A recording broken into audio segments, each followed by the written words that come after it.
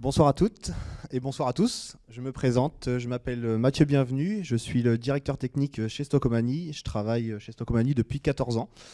On a chez Stocomanie Alex Gavel qui fait partie de mon équipe infrastructure et qui est administrateur système réseau, et David Bento qui va m'accompagner aussi sur la présentation, qui est chef de projet encaissement et monétique. Voici l'agenda de la présentation. Donc on va vous présenter Stocomanie. Je ne sais pas si des gens connaissent Stocomanie. C'est des magasins, mais qui sont pas forcément dans des grandes villes, plutôt dans les zones périphériques. Donc, mais on entend beaucoup parler de nous en ce moment. On a eu un rachat actuellement et on a aussi un changement de président qui s'est fait hier. Stocomanie, c'est 130 magasins en France. Notre ADN, c'est le discount, c'est vendre des produits de marque à bas prix, répartis sur plusieurs rayons univers. On a majoritairement 60% de textiles, et après on a des rayons événementiels, l'été pour le camping, le jardin, les rayons DPH avec le gel douche, les produits ménagers, le jouet pour Noël et la rentrée scolaire par exemple pour l'événementiel. C'est un effectif de 3500 collaborateurs. On a fait un chiffre d'affaires de 600 millions d'euros de chiffre d'affaires en 2021. Le siège social est situé à Creil dans l'Oise. Donc c'est vraiment le cœur de l'implantation de Stocomanie. On est français. On a 3 entrepôts. Un entrepôt qui a ouvert l'année dernière sur Venette, qui fait 70 000 m², qui est un entrepôt automatisé et industrialisé et mécanisé avec des AGV et des convoyeurs. Et on a aussi 2 autres entrepôts qui sont plutôt dédiés aux lots de production. Donc on achète aux grandes marques des lots de produits, on les achète, on les trie, on les réétiquette et on les envoie dans nos magasins. On a un bureau à Shanghai parce qu'on a aussi des MDD qu'on rachète ou qu'on fabrique. Donc le bureau à Shanghai, c'est une dizaine de collaborateurs, et ces collaborateurs-là servent majoritairement à aller faire des contrôles qualité dans les usines et aussi ramener la marchandise, s'occuper de tout ce qui est transport, conteneurs vers l'Europe. On a un nouveau site logistique qui va ouvrir à Creil dans l'Oise, avec un bâtiment administratif aussi qui est en construction. Donc on va commencer à travailler dessus, à creuser le terrain en juillet. Donc vous avez un petit exemple des marques qu'on peut vendre chez nous. Je pense que c'est assez familier pour tout le monde. La DSI chez Stocomanie, donc voilà, ça fait 14 ans que j'y suis. On était 3 à la DSI à l'époque. Aujourd'hui, on est 35, répartis en 3 directions. Donc une direction études avec la partie AMOA et MOE. Une direction BI Data, et demain elle se transforme BI Data Flux et outils collaboratifs. Et une direction technique dont je supporte du coup plusieurs services. Le service support qui fait le support aux utilisateurs, aussi bien siège, entrepôt, magasin. Le service infrastructure avec Alex qui représente le service infrastructure, qui s'occupe des data centers, du réseau, du stockage, des backups. Le service production qui s'occupe du coup de la partie opérationnelle sur les applicatifs, les mises en production sur les différents environnements qu'on possède. Un service sécurité qui est représenté par Fabien, qui est là mais qui ne parle pas aujourd'hui.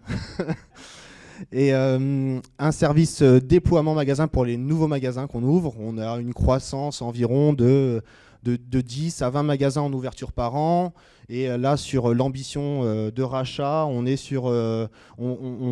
vise de passer de 130 magasins à 250 magasins sur 3 ans. On a ouvert aussi un site e-commerce l'année dernière, c'est l'effet Covid. C'est pas notre ADN, c'est pas le cœur du métier de Stocomanie, mais c'était donner de la visibilité. Parce que Stocomanie, personne ne nous connaît. On a des pubs radio en ce moment, donc voilà, j'essaye de faire aussi la vente de l'enseigne. Je remercie d'ailleurs Romain qui rigole, qui nous a invités à faire ce retour d'expérience et qui n'est pas forcément facile. Et aussi, on a une partie encaissement, donc qui est représentée par David, qui va pouvoir vous expliquer un petit peu l'encaissement chez Stocomanie, comment ça fonctionne. ServiceNav, on l'a depuis 3 ans. Ça fait réellement 1 an qu'on le développe, qu'on va vraiment plus loin dans la supervision. On ne reste pas que sur de la supervision d'infrastructures, d'outils, de CPU, etc. On va vraiment beaucoup plus loin dans les dashboards, dans les méthodes de service pour les utilisateurs. On va vous montrer après quelques dashboards. Et donc, on a remplacé notre solution Zabbix, qui était trop consommatrice de temps, pas évolutif, qui proposait pas forcément de météo de service simple pour les utilisateurs. Aujourd'hui, sur la partie ServiceNav, toutes les équipes de la DSI travaillent aussi bien sur la météo de service, aussi bien au niveau du support pour les alertes, etc. Et aujourd'hui, on consacre à l'équipe infrastructure qui sont composées de 3 personnes. 2, je recrute quelqu'un aussi en ce moment, mais pour l'instant, il n'y a toujours pas de candidat. Et qui passe donc une demi-journée par semaine, donc Alex, sur l'évolution de nos dashboards, sur l'évolution de nos méthodes de service et sur l'intégration des nouvelles applications qu'on met en place chez Stockmanny. Là, vous avez un petit exemple aussi de ce que pourrait représenter un de nos magasins à travers cette image. Et je vais laisser la parole à Alex pour vous présenter la partie infrastructure. Bonjour à toutes et à tous. ServiceNav au sein de Stockmanny et surtout du service infra, c'est cette box de supervision. Il faut savoir qu'une box de supervision, c'est une machine virtuelle qui vient requêter via des trames SNMP ou WMI différentes machines. Donc chez Stockmanny, c'est 2 box uniquement dédiées pour nos serveurs, donc tout environnement confondu, où il y a dessus donc, du coup 200 serveurs. On a une box qui est dédiée uniquement pour le périphérique magasin, donc avec tous les périphériques hors encaissement, donc tout ce qui est tablette, ordinateur, etc. On a une box uniquement dédiée pour toute la partie encaissement, donc on va voir juste après avec David, où l'ensemble de nos caisses sont supervisées depuis cette box. On a une box uniquement dédiée également pour tout ce qui est base de données. Voilà. On a une box qui est sur notre vCenter de notre plus gros entrepôt logistique de Venette, donc pour tous ces serveurs qui y sont dédiés, et une également pour notre site de Shanghai. En termes de points de contrôle, ça représente environ 17 000 services et plus de 3 700 équipements. Donc il faut savoir qu'un service, ça peut être la supervision d'un simple disque, du CPU, jusqu'à même des bases de données et leurs états, les différentes instances. Et un équipement, ça peut être voilà, les différents serveurs Windows, Linux. On supervise également nos baies de stockage, nos vCenter, nos ESX, voilà. La grosse force de ServiceNav au sein de Stockmanny, c'est la création de ces dashboards. Donc, on utilise, nous, à titre informatif, au sein du service infra, le dashboard Office 365, donc via des API Microsoft. On récupère différentes métriques, que ce soit sur du Outlook, sur du OneDrive, sur du Teams, sur du SharePoint. Donc par exemple sur du Outlook, on peut voir que donc à J-2, on a 678 boîtes mail avec le nombre de mails reçus sur les 7 derniers jours. Concernant OneDrive, on peut voir que sur l'ensemble de nos utilisateurs, on est à peu près 1,8 Tera de stockage utilisé et avec un nombre total de 320 000 fichiers. Concernant Teams, on peut voir également les nombres de messages reçus sur les 7 derniers jours. Le nombre de réunions également et le nombre d'appels. Voilà. Côté SharePoint, on peut voir aussi qu'il y a 700 gigas utilisés pour 205 sites. Et donc 205 sites, chez nous, ça représente à peu près 60 000 fichiers. Voilà. Et on peut voir aussi également qu'il donc à J-2, parce que c'est les données que ressortent Microsoft directement, qu'on récupère. Là, ce jour-là, il y avait 555 utilisateurs de connectés chez nous. Dashboard un petit peu plus technique, on utilise nous en interne, au sein du service infra, même voire de la DSI, des écrans qui sont diffusés dans nos différents bureaux. On a donc voilà, des méthodes de service pour nos principales applications pour les utilisateurs. Soleil, tout va bien. Un petit nuage, c'est dégradé, mais c'est pas forcément bloquant pour les utilisateurs. Et là, le pomme, on peut voir, pluie, pardon. Là, ça marche pas.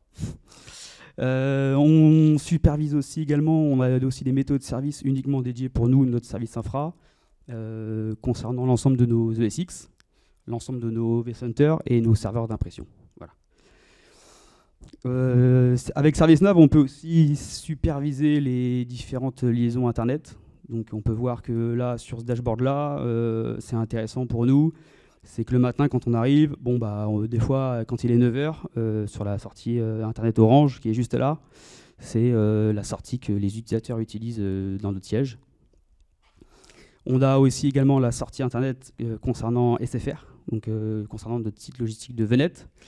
Et surtout, celle qui est au milieu, je ne sais pas si vous voyez ici, c'est la sortie qu'utilise Vim donc, pour nos backups le soir.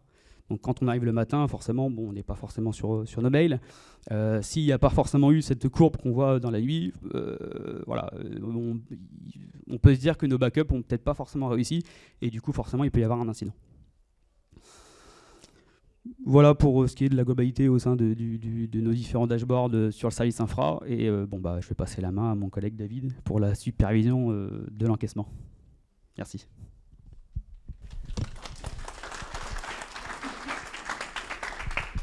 Bonsoir, du coup moi c'est David, je gère toute la partie encaissement et monétique pour Stocomanie. Je travaille avec ServiceNav depuis à peu près 1 an. On supervise l'ensemble de nos serveurs d'encaissement ainsi que toutes nos caisses. Du coup, au niveau serveur, j'utilise une solution Toshiba, c'est Visual Store, avec des serveurs Windows. Et les lignes de caisse, on est sur du Linux. Je sais pas si ça marche bien. Du coup, on a mis en place pas mal de dashboards depuis 1 an. On a les météos de service qu'Alex a expliqué juste avant avec les soleils. Du coup, là, sur l'ensemble de mes serveurs, on peut voir que tout va bien. J'ai le détail en bas qui est représenté, avec le CPU, quelques services. On surveille également des logs. Et et on extrait également quelques données de la base de données. Et on a des bacs d'événements qui sont vachement pratiques pour les services infra et production, qui, elles, regroupent seulement les anomalies. En gros, si c'est blanc, on est tranquille. S'il y a du contenu, il faut s'exciter. Et on a le flux de remontée de vente en live qui remonte quand continue dans la journée. Comme ça nous permet de voir s'il y a une interruption de remontée de vente, notamment sur un de nos magasins. Ensuite, on a également travaillé sur des dashboards qui sont vraiment destinés à nos magasins. Alors aujourd'hui, c'est nos équipes support qui les utilisent, mais on a pour vocation de les ouvrir plus tard aux équipes vraiment magasins qui sont non IT. On ne sait pas encore quelle forme ça aura définitivement, mais on se rapproche de ça. Du coup, on a vraiment des informations qui sont vraiment liées au magasin, vraiment spécifiques. Du coup, on retrouve le serveur qui travaille, qui est dédié au magasin avec le soleil. On a une notion de magasin ouvert et fermé informatiquement. Du coup, pendant les heures d'ouverture, faut que ce soit ouvert, sinon c'est pareil, il faut réagir. On a la remontée de vente, le nombre de produits, code barre, le nombre de promos qui sont actuellement appliqués pour ce magasin, ainsi que le nombre d'opérateurs inscrits sur les caisses. Et le badge remise employé, c'est qu'en interne, on a un petit avantage, on a droit à 20% de remise sur l'ensemble des articles, et du coup, ça c'est le nombre de badges déclarés sur le magasin éligible à la remise. Et en dessous, on a un focus sur les UC et les périphériques. Du coup, on a représenté l'ensemble des périphériques qui composent une caisse. Du coup, le TPE, le scanner, l'écran client, opérateur, le tiroir et l'imprimante. Et du coup, on fait des requêtes toutes les 15 minutes à peu près pour éviter de saturer tous les réseaux. Et en gros, vert, c'est que le périphérique il est branché. Rouge, il n'est pas branché, il y a un problème.